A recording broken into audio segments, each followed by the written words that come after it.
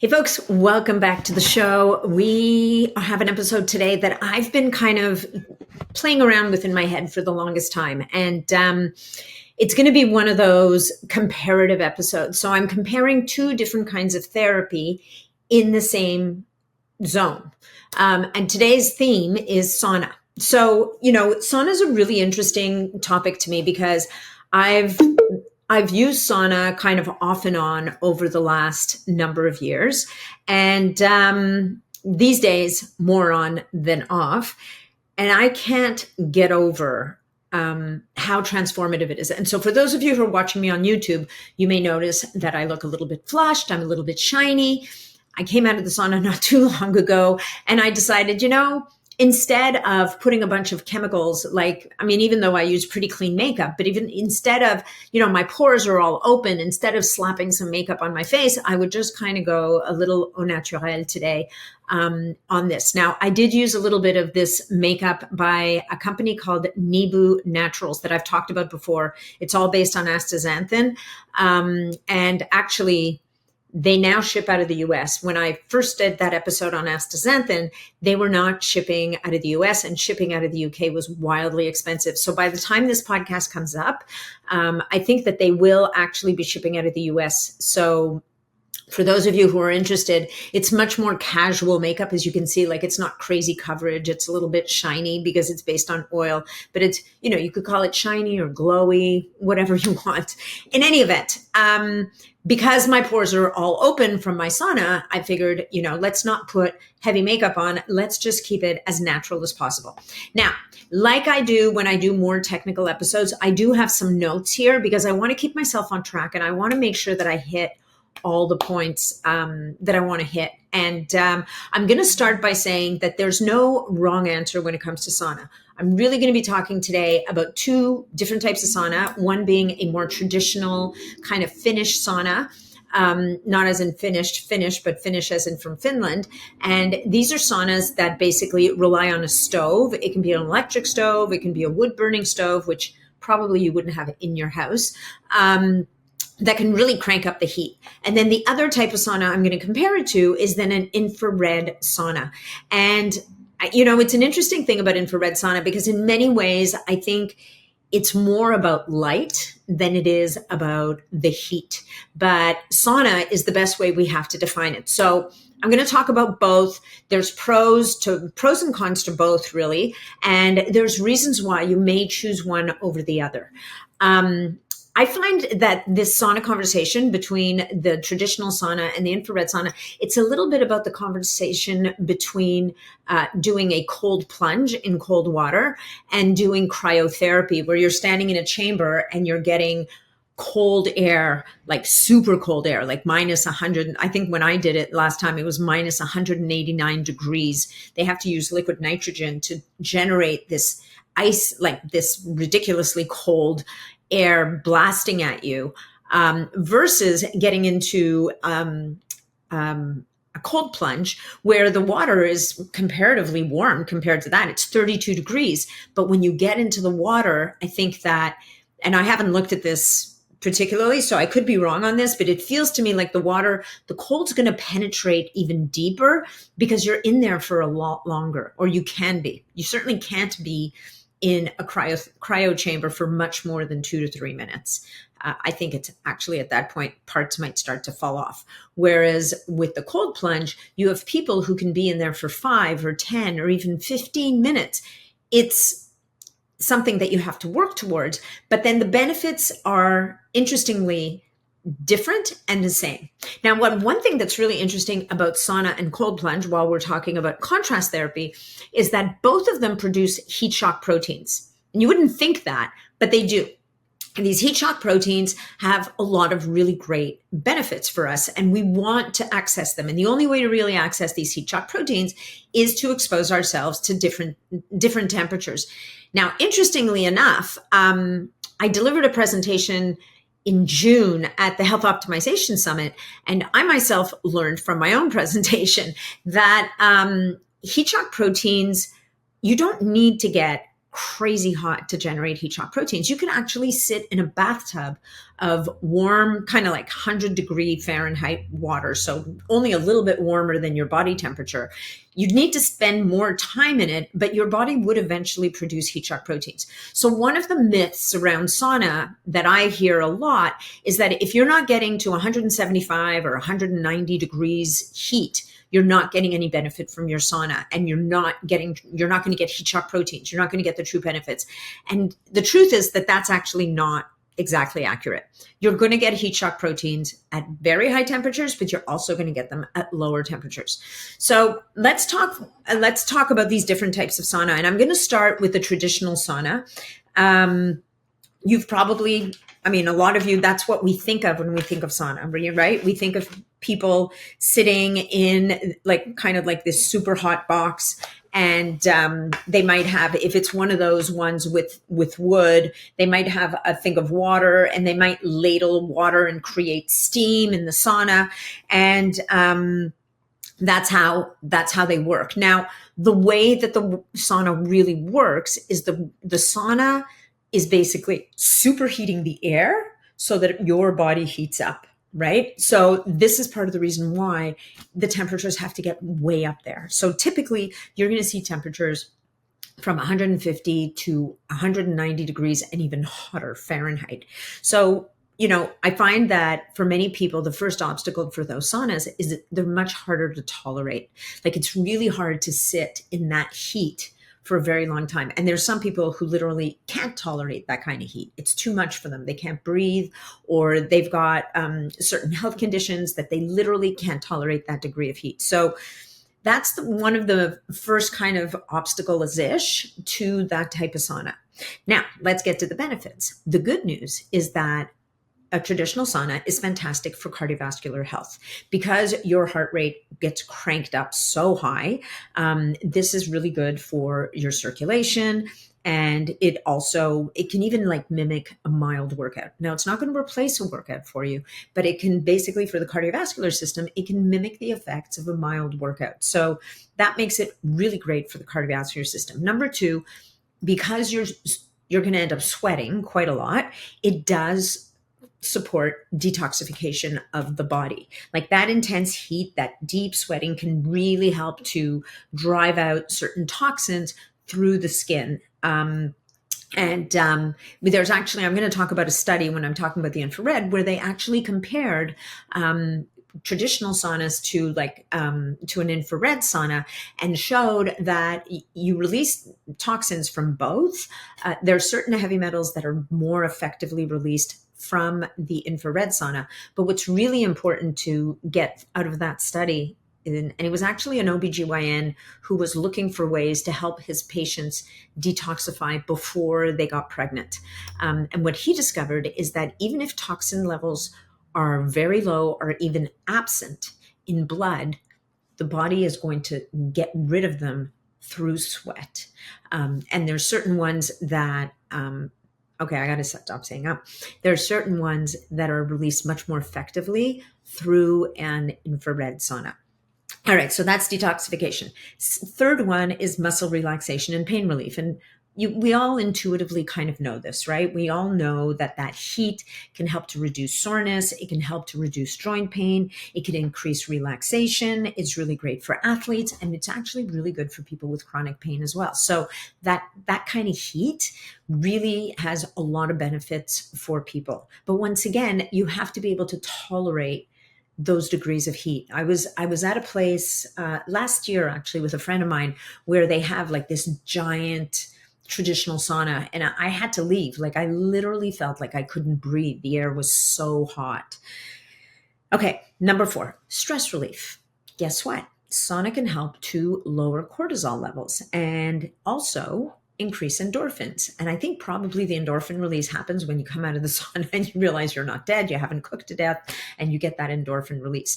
So anything that can help us to help the body to manage cortisol levels is going to be really beneficial for helping to regulate the nervous system. And number 5, immune benefits. So we all know, if we're coming down with a cold, If when you were a little kid, your mom might have wrapped you up in blankets to get you to sweat. A fever essentially is the body superheating up to activate certain enzymes to help the immune system be more effective at crushing whatever bug it is, and hopefully maybe sweat. That's why we call it sweating it out. So the increased heat and even has shown like a direct benefit to the immune system by increasing white blood cell count. And white blood cells are those cells from the immune system that can help to basically get rid of the whatever the pathogen is that's trying to make you sick. So one thing I will say though is if you're already sick and you already have a fever, it may not be the perfect time to get into a sauna. You may want to let your body do its thing with its own temperature gauge at that point. But if you're coming down with something, I find sometimes getting into the sauna can be really, really effective. Okay, so that's the traditional sauna. I'm going to talk at the end about some of the things you want to be doing before you get into the sauna, some of the things you want to do when you get out of the sauna. And I'm also going to talk a little bit about what you want to look for in any sauna that you get yourself into. All right, so let's talk a little bit about infrared saunas. So like I said before, infrared saunas are really interesting. They're kind of like a hybrid between heat therapy and light therapy. And we all know that light therapy is super critical. We rely on light. This is why getting outside, watching the sunrise, getting outside without sunglasses on during the day, getting outside even at the end of the day around sunset and being exposed to all these different bands of light is very beneficial for us, for our bodies and our physiology in a million different ways. So what happens with an infrared sauna is that it's not going to rely particularly, it's not only relying on the heat to drive up the body temperature. Not at all. As a matter of fact, the hottest an infrared sauna will get is around 150 degrees typically. So you don't feel like you're sitting in, well, you don't feel like you're sitting in a fire kind of thing. It's a lot easier to breathe. It's actually a lot more, I find it a lot more pleasant personally. It's a personal thing. But what's happening with the infrared sauna is because it's not relying on heat, particularly to heat up the body. It's the different bands of light. It's the mid infrared, the near infrared, the far infrared that actually especially the far infrared gets much deeper into the body. Like the far infrared can go 4 centimeters deep into the tissue.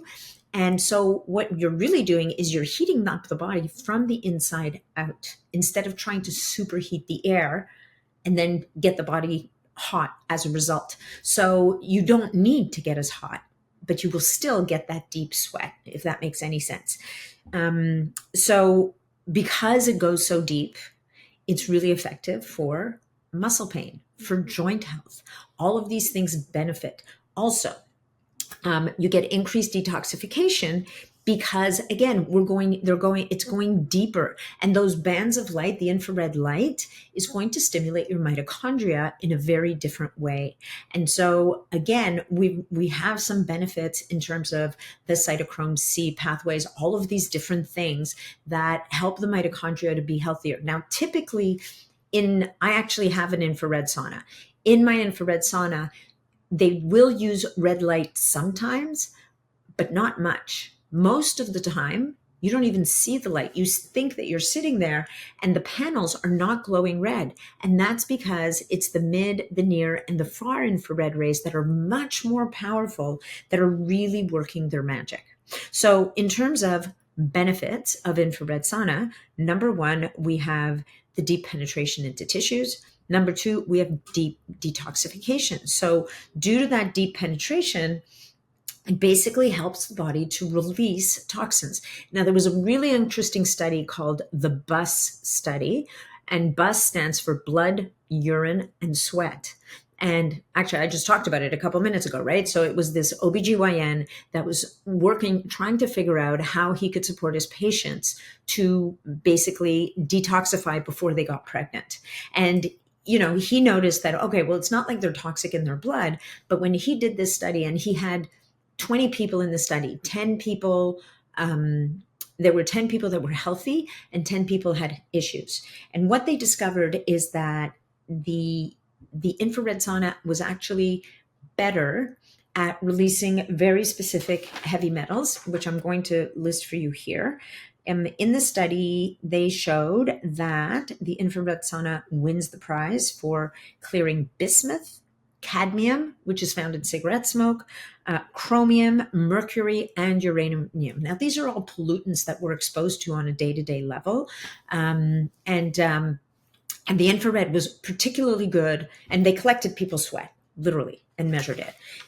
But basically, sweat is best for clearing those, in addition to nickel, lead, manganese, aluminum, and cobalt. I'm just trying to see what's not in there.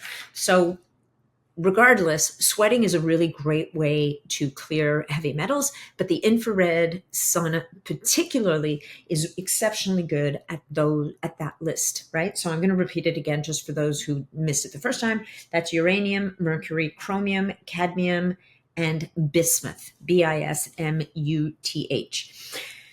And in the interest of time, I'm not going to go deep into every one of these things. If you guys want me to go deep into it, if you want me to go deeper into any of the details here, leave it in the comments and I can do a deep dive into any of the topics that I'm touching on today.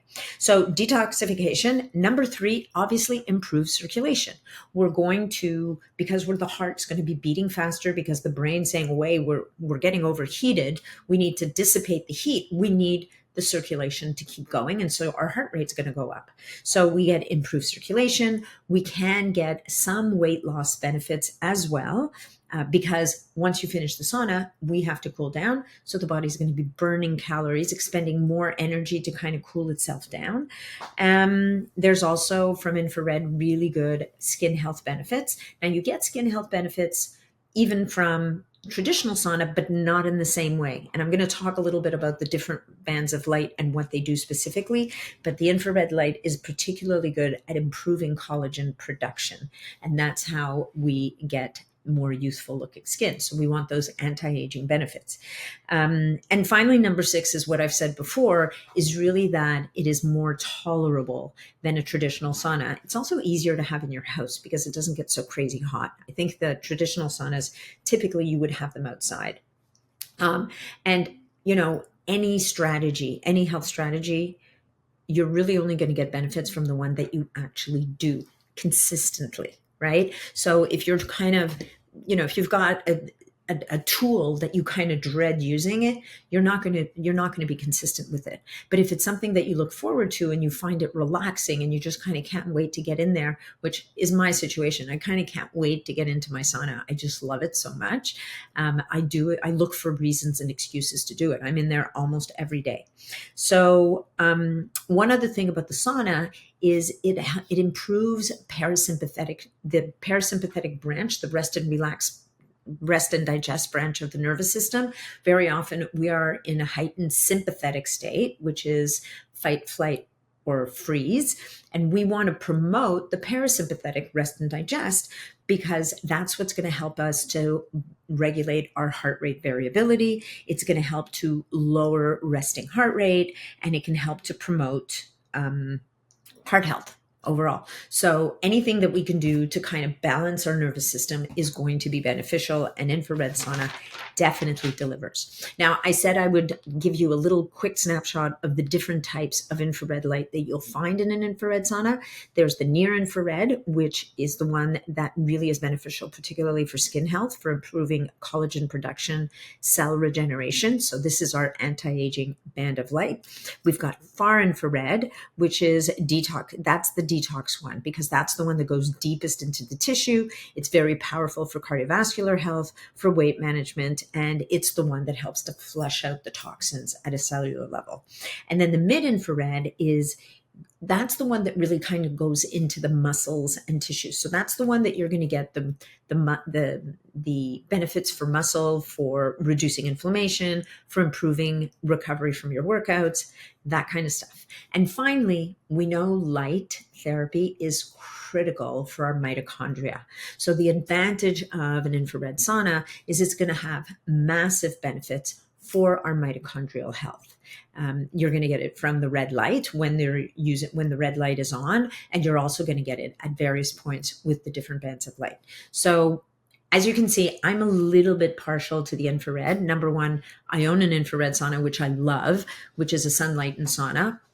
I think, it's what's amazing. What I love about my Sunlighten is that it has 6 different programs. So it's almost like they've created recipes that support different processes. And there's even a program you can use before bed, the relaxation one. Whereas again, with more traditional sauna where you're getting super heated, it might not be the best to do right before bed. Some people seem to sleep better after doing something very hot, but most of us, we're better off if we've cooled off before we go to bed. So there's a relaxation program, there's a detoxification, there's weight loss, there's a cardiovascular one that is 45 minutes long and gets super, like much hotter. There's pain relief and weight loss. So those are the 6 programs. So there's different recipes, and you can see on the screen what infrared bandwidths are being used at different times. So it's like they're delivering a medicinal dose of mid-infrared, far infrared, near infrared. Sometimes the red light comes up. Like it's pretty cool. So that's my sauna. Now, I want to talk to you a little bit also about what I do before and after I get into the sauna. And this will apply to both. This will apply to both either a traditional sauna or an infrared sauna. So the first thing you want to do, you want to make sure that you're hydrated. And hydration's a funny thing. Just drinking a 12-ounce glass of water before you step into your sauna, if you haven't had a drink in 3 days, is not exactly being hydrated.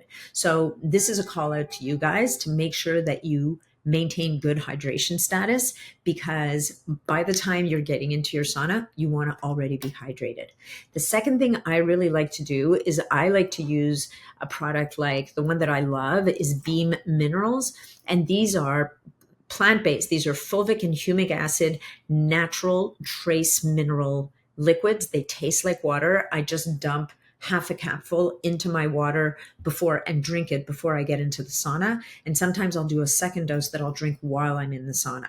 So you want to be hydrated, and you want to make sure that you have electrolytes and trace minerals in there. And you're going to get that from B Minerals. It's 2 different products.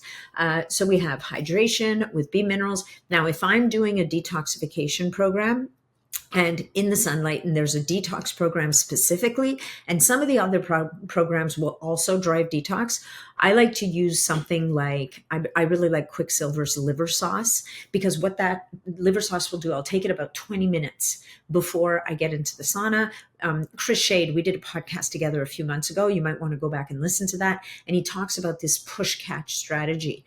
And what the liver sauce does is it stimulates the liver to push toxins out. You're pushing some of the detox pathways in the liver to try and release and move out some of the toxins you're trying to get rid of.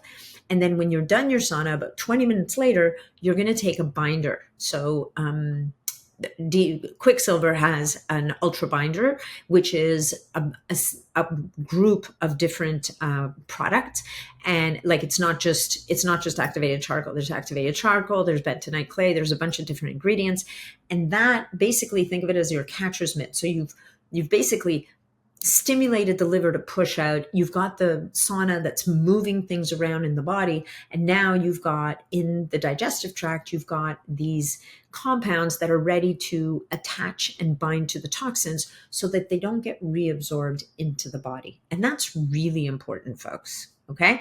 Now, the other thing I like to do before I get into the sauna is I like to get my lymphatic system moving ahead of time. It's like I kind of want to get things moving. And there's a number of different ways you can do this. So I'm going to go from a free strategy all the way up to a not so free strategy. So the free strategy is you could literally just bounce on the floor, 5-10 minutes, just lightly bouncing on the balls of your feet. Just get things moving. Shake out your hands, move around, bounce around very lightly. You're not doing like super jumps or anything, but you're just getting things moving. And that's going to help the lymphatic system to move.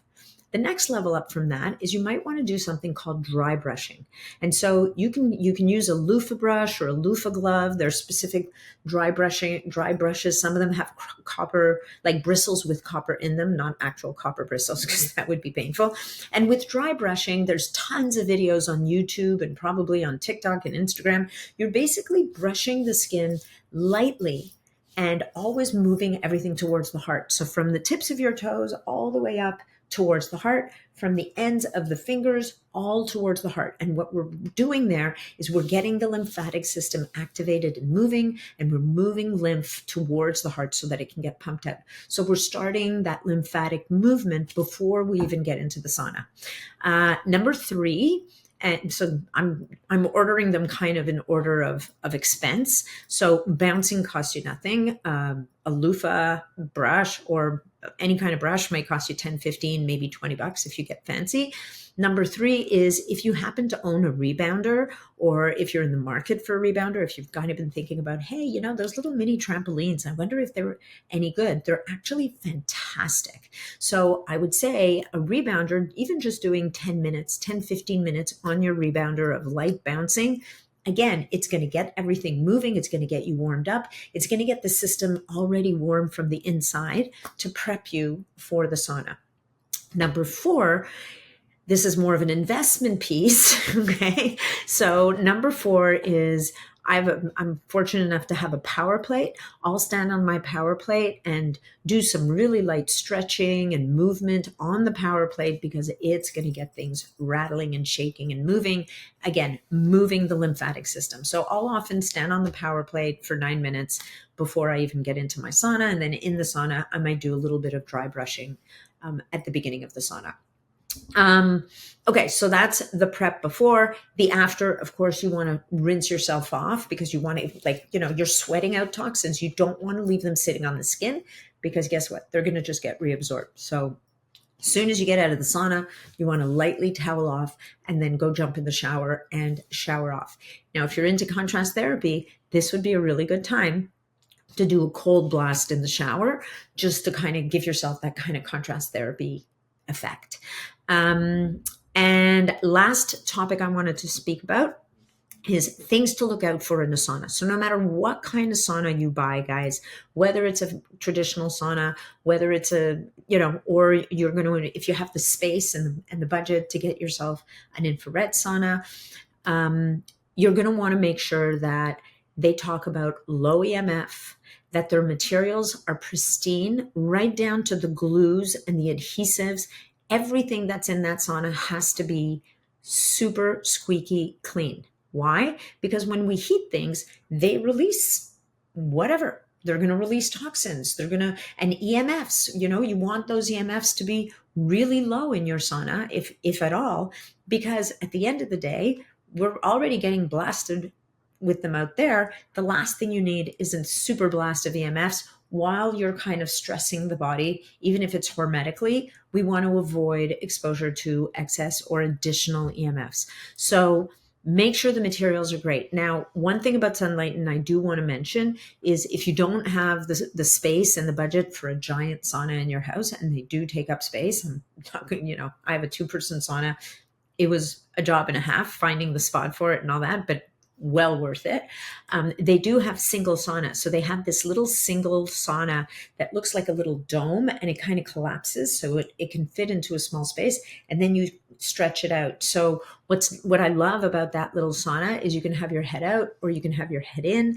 And it's not like you're lying in a sauna blanket. So personally, the sauna blanket didn't resonate with me. I felt like I was lying in a puddle of my own sweat because it's all so close. So this is kind of like a dome. So it's not lying on top of you. You're just really lying in a space that's giving you the infrared and the heat and all that. So that is an option. Or you can obviously go for a single model or a double, and there's all different kinds in there. I have to say that I'm like I said, I'm partial to those, but I wanted to do this episode to really talk a little bit about the differences between the two. And just to say that, it is a personal choice, it's preference. And I would say that before you maybe go buy a sauna, try it out. The cool thing is you can find infrared saunas in a lot of clinics. You can find traditional saunas, usually more in spas or outdoor places, and really kind of make a decision for yourself. But really think about, what am I going to want to do every day or 3 or 4 times a week? I think if you even did sauna 4 times a week, it would be phenomenal. You get massive health benefits, because ultimately you're going to benefit from the things that you do consistently and the most.